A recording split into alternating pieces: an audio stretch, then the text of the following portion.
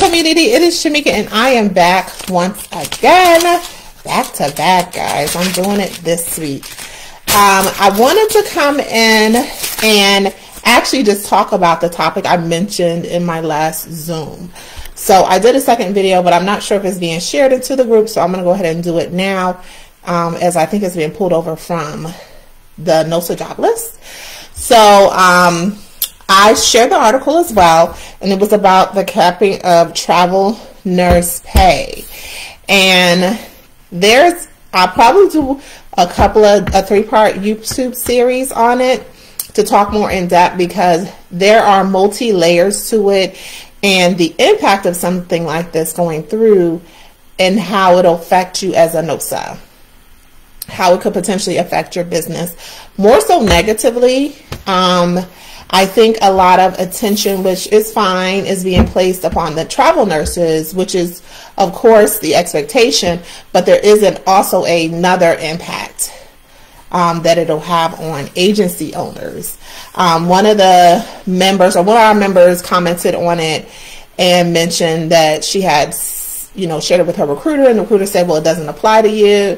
And honestly, sometimes your recruiters work for you and sometimes they don't, but you also have to remember many recruiters now, more so than maybe like 10 years ago, are salespeople. So they want to get that sale, which is you working. So I would definitely take out the time to do your own research and kind of figure out what's happening in your particular state, as it originated as something at a state level. So one of the other NOSAs mentioned that there's a cap already in place in Massachusetts. I want to say one of the other states, I don't know if it was New York or if it was California. I don't think it was California. It also has something similar in place.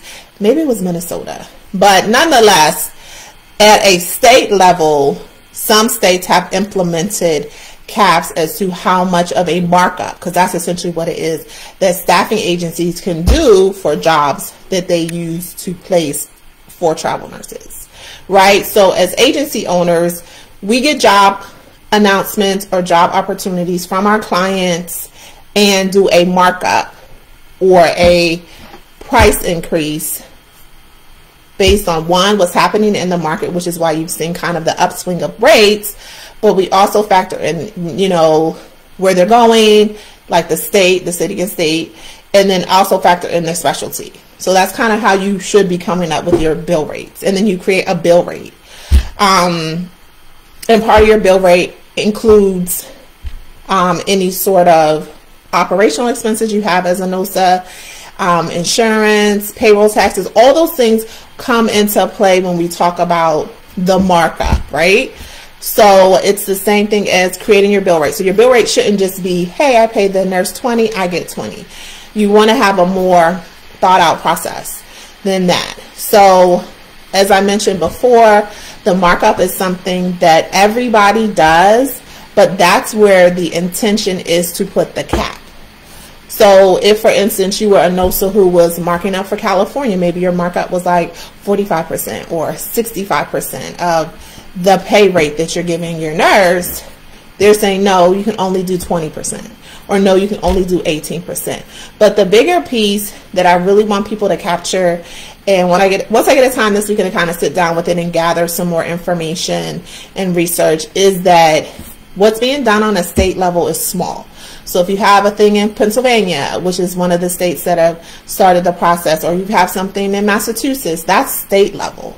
What's happening now, and if you read through the article, that's being implemented on a federal level, meaning it'll cover all of the states across the board. And that is the intention. So it won't be something that'll just impact Maryland or Delaware or the East Coast or the West Coast or the Southeast. It'll impact everybody. So that's why it's important to not only get an understanding of what it is, but to also make sure that you know what your agency's plan is. So the one side is the impact of the actual payout to the nurse. And I'm going to use nurse in this situation, but it will probably impact healthcare across the board. So it will also impact CNAs, LPNs, tax, pharmacy. I don't think it'll be something that'll just be as specific to travel nurses. I think travel nursing is just the example, right? So if it's done, and in the article it tells you guys, if it's done in the way that Pennsylvania did it, it'll impact healthcare staffing agencies, healthcare staffing businesses. So that's something different than, you know, capping travel nurse pay. So that's just kind of a way to create a catchy phrase for people to read. So it's a little bit deeper than that. So the first part of it is, hey, it's going to impact travel nurses and potentially drop their pay, right? And of course, if you haven't been paying attention, many travel nurses, you know, big, medium, small influencers, I don't know if you guys follow, which you should. Some of the influencers have, you know, created a bit of a buzz. That's kind of how it was brought to the forefront. Again, to me, as I mentioned before, this was something that was put out there in November. So it's having traction, it's making movement. So like some of the nurse influencers, like I think Nurse Blake has done something on it. So these are people that have an audience of travel nurses in the industry who are listening. The other impact is to the agency, right? Like the example that I gave is that as an agency, if they're mandating, and I'm going to use that word, but if they're managing or controlling how much of a profit or how I could profit from a potential situation, whether it could be an outbreak, you know, outbreaks happen before COVID. So it could have been an outbreak of the norovirus or the flu or whatever. Then that kind of limits my ability to maneuver in the industry, right? So if I'm used to making 30, 40, 50%, now I might be in a position where I can only make 20% or 19%, which I think is the example they shared with Massachusetts. And part of it is that healthcare staffing, or not healthcare facilities and systems are saying, hey, they are price gouging. They are doing too much. So that's part of the piece that I really want you guys to listen to and kind of catch heed on, in that they're talking to the FTC, the Federal Trade Commission, to say, hey, they're price gouging, not travel nurses, staffing agencies. Staffing agencies only, travel nurses only get what staffing agencies pay. So staffing agencies are really the highlight that I think some people are missing. They're saying staffing agencies are price gouging, are taking advantage. So the hit first will come to the staffing agencies and then later impact the travel nurses, because if you get a lower bill rate, you automatically, in many instances, have a lower pay rate. So, hey, so if you're here, if you're hanging out with me, feel free to drop your information. So that's the conversation. So like I said, I'm going to do a little bit more research this weekend just to provide a little bit more clarification for everybody. But the article is already up there. On my business page is the change.org petition. But this is something that I don't think many people anticipated. But also, many of the travel nurses, and I say travel nurses because that's the word they use. Some people travel pre-COVID, right? So those people who travel pre-COVID and the people who had never intended travel pre-COVID are really the population that I'm referring to. So travel nurses who travel pre-COVID, in addition to those who decided to travel since COVID, are really the population that's going to be the greatest impact. And many of them, not just a few, many of them have made the decision that if they were to have to take a substantial pay cut, that they won't return, to the industry. And much like what we saw in New York, and if there's any New York nurses, let me know. Hey, Tidy, let me know when their governor or lieutenant governor decided to mandate the vaccine, people will leave the industry. That's a thing. So I refer to it as calling people's bluff. I think that kind of continuing to put the pressure on healthcare professionals to do this, do that, you have to do this, you have to do that, you have to do this, you have to do that, to keep their jobs, and they've been doing their jobs during the whole pandemic with little too much reward, especially at the federal level, is a problem. And for many people who have taken some of these higher paying jobs, they've reached a point where they can sit down. So one of the questions I asked last night to you guys is your agency ready to deal with if the shift means that your access to travel nurses is even more limited? And of course, we already know if, say, however many thousands decide to sit out, right? Say they decide to not work, then that'll create another staffing shortage, which is what we've already been in, which is part of the reason we have the higher prices. And what is that supposed to look like? So like I said, I'll do a video on YouTube about it. If you aren't on our YouTube channel, definitely check us out at the Nurse Owned Staffing Agency.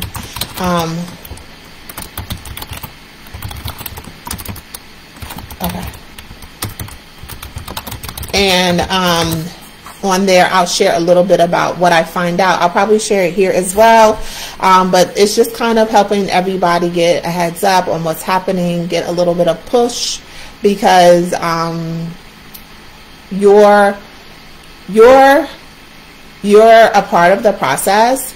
So it shouldn't just be travel nurses kind of up in the outrage or expressing their outrage or petitioning to say, hey, this isn't fair. Mostly because I feel like I understand their requests, but what they're asking or what they're anticipating to do looks very much like we don't want to continue to pay the agencies that work hard in 24/7 or the nurses for their sacrifices. And in my opinion, that just doesn't seem fair. And these companies, much like many other industries during the pandemic, have done very well. So if it means that you have to cut other areas of your business, I think that that's reasonable under the conditions, considering the conditions that some of these nurses, as we go into almost 24 months later, are experiencing.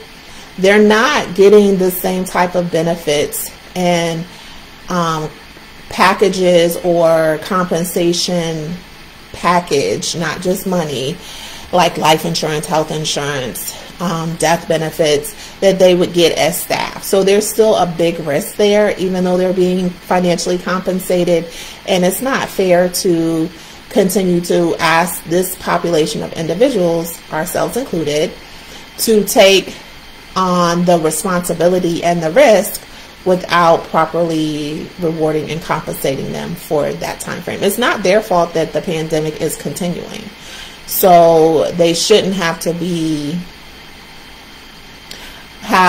shouldn't have to have their monies taken away when they're away from their families. Some people have been on the pandemic or been involved with, pandemic related healthcare activities for almost 2 years. That's unheard of. Most travel nurses take a break. And I hope that for those of you guys who are traveling here in the group or who have travelers, I hope that you encourage them to take a break, because it can definitely take its toll on you over time unknowingly. Even though there have been some improvements in the process and system, going into this year, I feel like we definitely have taken a big step backwards. So instead of putting some of the emphasis on, in my opinion, on travel nurses and having them make money in a profession that's known for not making any money, maybe focus on improving some of the systems and healthcare systems that have major deficits that we saw play out during the first part of the pandemic. And as we kind of re-up in going into this winter, like, deal with those issues. The issue isn't travel nurses. The issue isn't staffing agencies. So let's focus on the real issues. So, all right. So that's all I got for you guys. If you have anything, like I said, I'll try and do something and put it up this weekend and share it with you guys. Once I do a little bit more research, the article's up there. Read the article, and then the article also has links to the actual intended I'm not sure if it's a law or not, but the congressional piece that talks about the language in which it states how they want to make the changes for staffing agencies. So the article talks about, should they cap travel nurse pay? That's how it starts. But the only way you can do that is to control what the agency pays. So, all right, everybody, have a great rest of your day. Keep the conversation going. This is a good topic. It's a hot topic. So that's why I wanted to jump in. I know we have a couple of nurses in Massachusetts, definitely open and willing to get everybody's perspective. But it's definitely something that you want to be mindful of on the front end of a situation versus the back end where you kind of have to pick up and keep it moving. So, all right, have a great rest of your day. I'll be chatting with you.